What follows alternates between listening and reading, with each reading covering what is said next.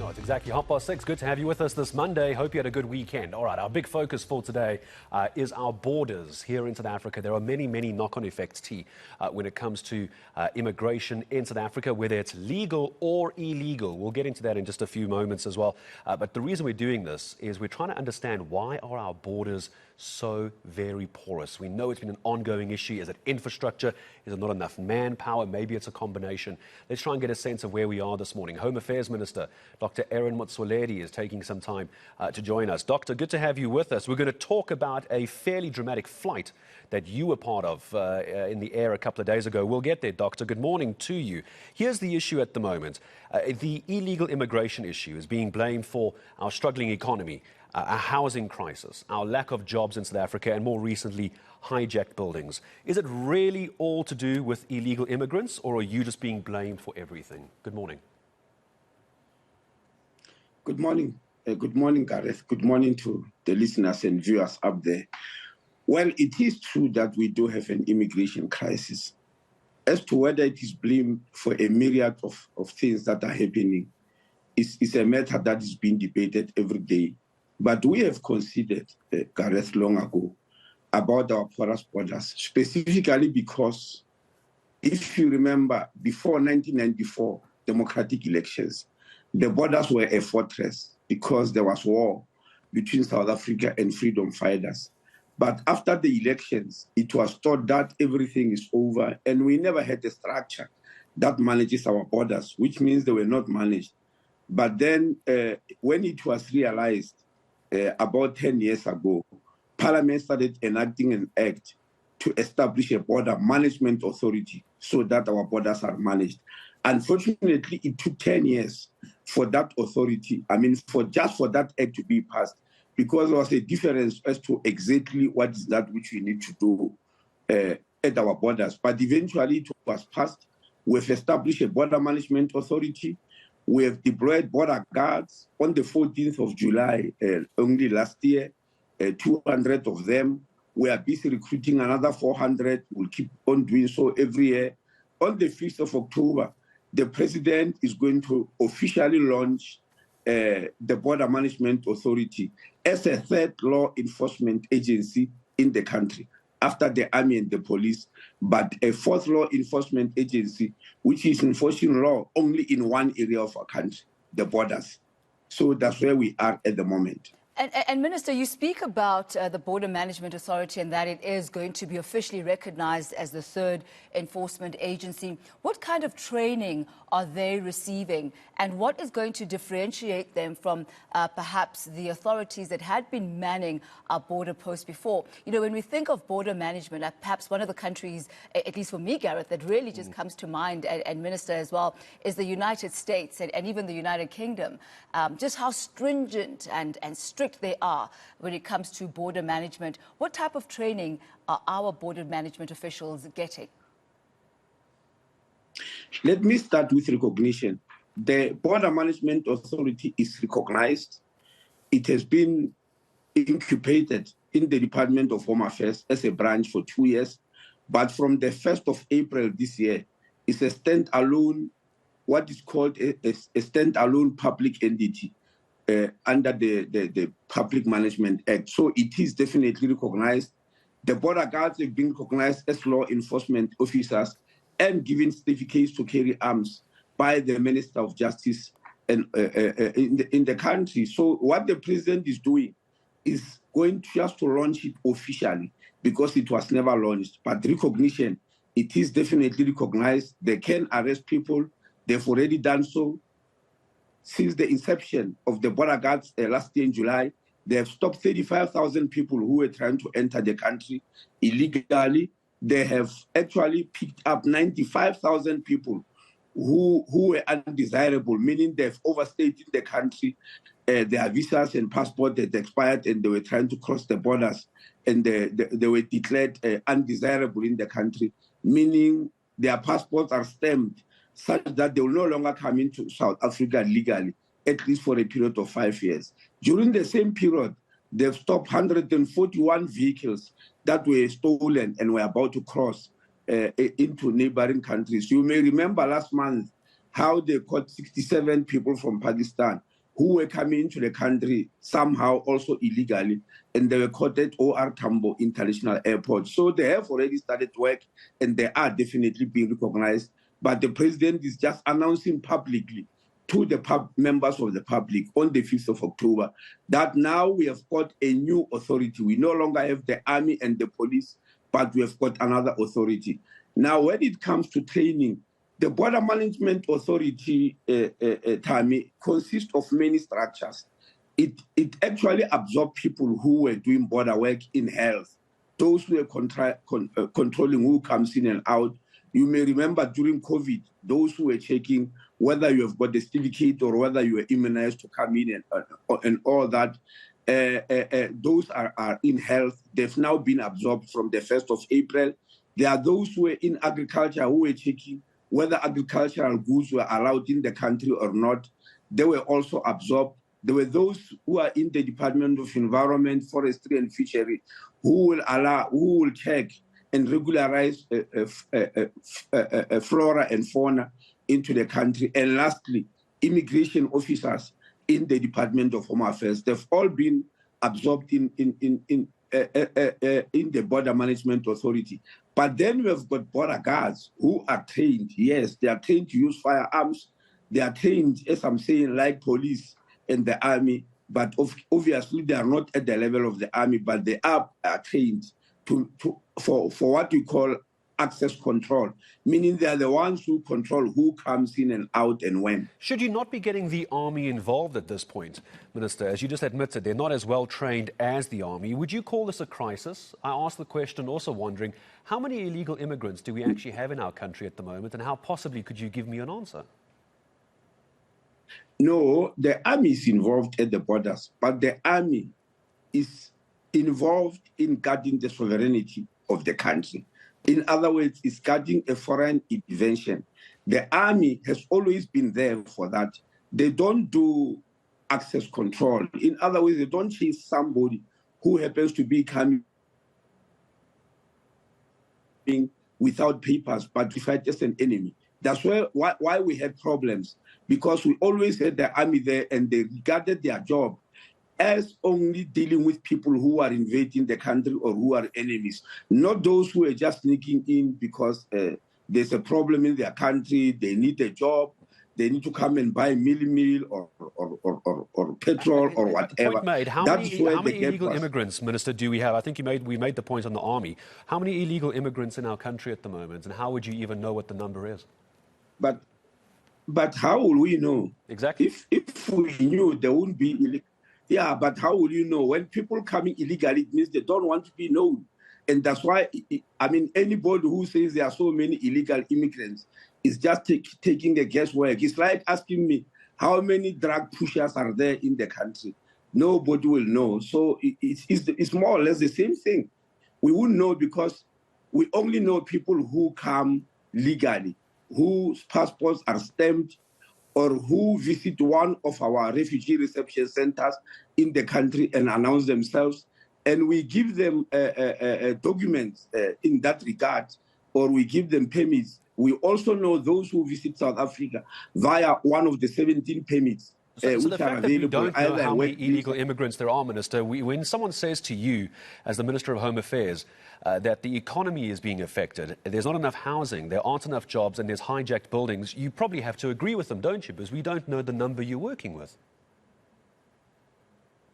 Well, if you know that there are people who have hijacked buildings, they are thugs, they are criminals, they need to be arrested. If amongst them, after arresting them, you find those who are illegal, then you bring them to Home Affairs and we'll see what you do with them.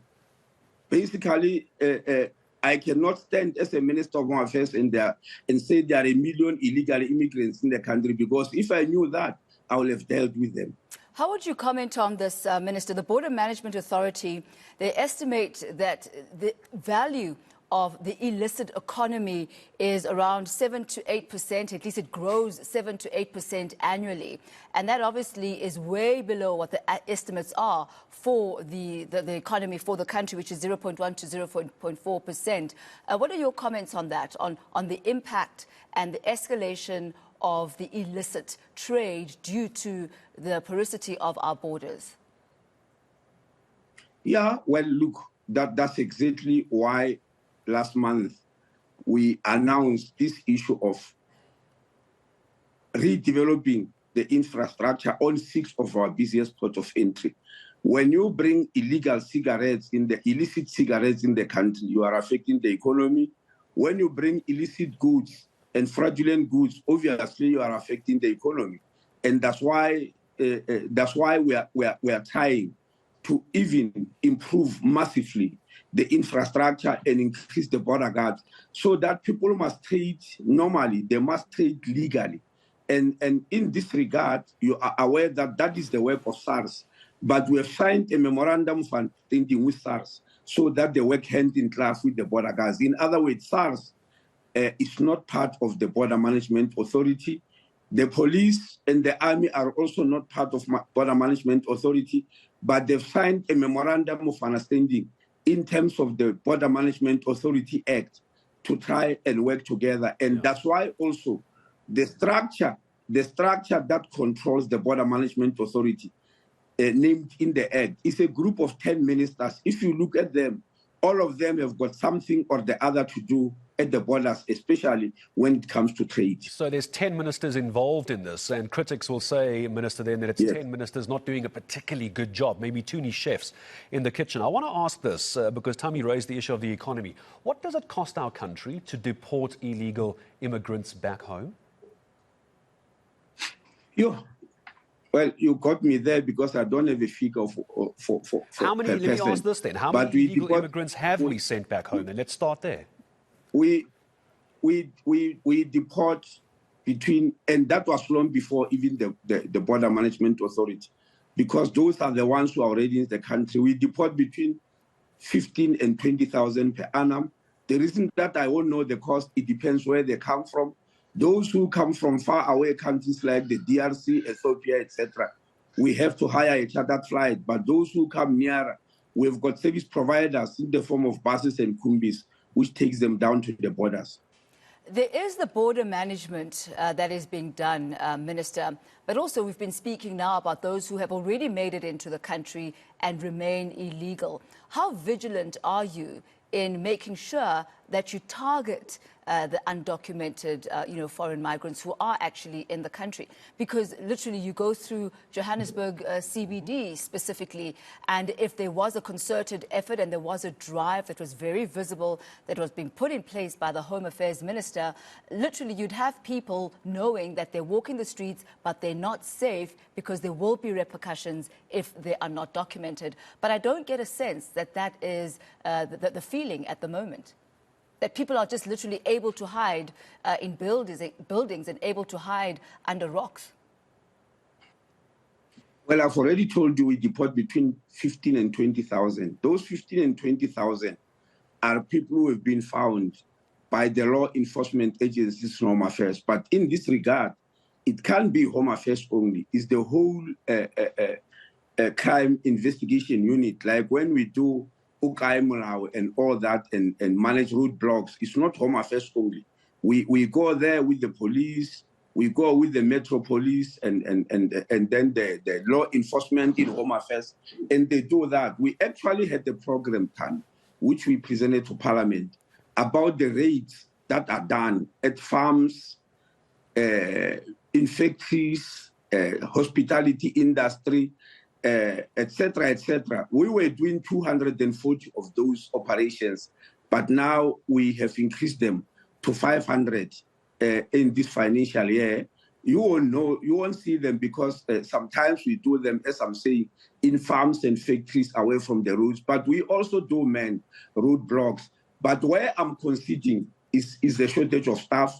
I've already complained to Treasury about this issue of the shortage of staff, because the law enforcement agencies, that means the immigration officers, are actually few in the country. They are in the vicinity of about 650, and that's a droplet in the ocean. We need to increase them if they are to do the work, which you'll be able to see, yes. That is our It's simply problem. not enough The issue. staff. I think that's the issue as well, isn't it, Minister? There's just not enough staff for this. I want to, before we start saying goodbye to you, Minister, because we do want to talk about this flight that you were on. I'll tell you why in a minute. I want to get a sense, as the Home Affairs Minister here in SA, which African country concerns you the most for immigrants coming in? A. B, knowing the influx of illegal immigrants we've got, are we not at a point where we close the borders except only for businesses to operate across the border? I mean, how do we try and stop the flow?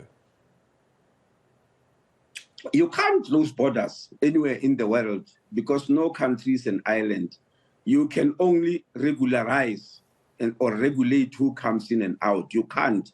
You are aware that in the States where they've got some of the best equipment and some of the best personnel to deal with the borders, Donald Trump tried to build a big wall to close altogether, and I don't think he has been successful. Gareth, remember that even during the apartheid era, I've just mentioned when we started, that the borders were a fortress, but people were able to escape. Some of us were actually involved in taking people out of the country. We used to know how to do it, even with a fortress where people will go out and become freedom fighters. So there's no country in the world that will be able to completely close the borders, nor is it desirable to do so, because we need to have contact with our neighbors. What we are targeting at is to make sure that only the correct people or the people who are allowed are coming in, and that's where the weakness has been. Before we get into the flight, which I know you want to ask about, Gareth, Minister, you mentioned the role that Treasury plays as far as you being understaffed is concerned. The current austerity measures that Treasury is wanting to put in place, how is that going to affect you and your department? Well, it will affect us very badly, but I'm sure you're aware that these austerity measures have not been accepted yet. It's still a matter of debate because we've got to check. We are aware that, yes, Treasury did not collect enough money, but we'll have to decide on our own as different departments where the cuts are. It can't just be in a general way as the Treasury is instructed. Because, for instance, if I stop hiring border guards in the Department of Home Affairs, and I think all hell will break loose, because the issues we have mentioned here will happen, the economy will be affected, etc.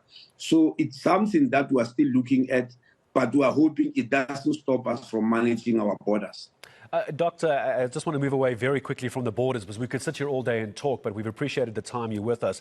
Help us understand, why is it in your spare time, which I'm sure you don't have, you saving people's lives on aircraft? What happened in this last incident? I think all of South Africa knows you've helped people on aircraft before.